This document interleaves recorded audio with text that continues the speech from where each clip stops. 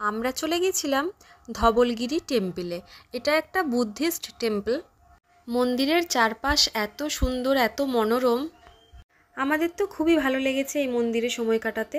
আর এই মন্দিরেতে ভগবান বুদ্ধ 3 রকমভাবে আছেন। এক জায়গাতে বসে আছেন, এক জায়গাতে শুয়ে আছেন ও এক জায়গাতে দাঁড়িয়ে আছেন।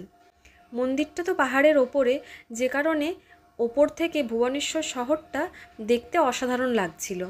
আর এত তীব্র রোদেতে মন্দিরের পিছন দিকটা মন্দিরের ছায়াতে বেশ সুন্দর ছিল। তো ওখান থেকে আমরা দেখছিলাম টপ ভিউতে ভুবনেশ্বর শহরটা কত ভালো লাগে।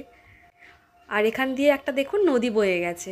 খুব সুন্দর, সব মিলিয়ে এই সকালটা আমাদের খুব ভালো কেটেছিল।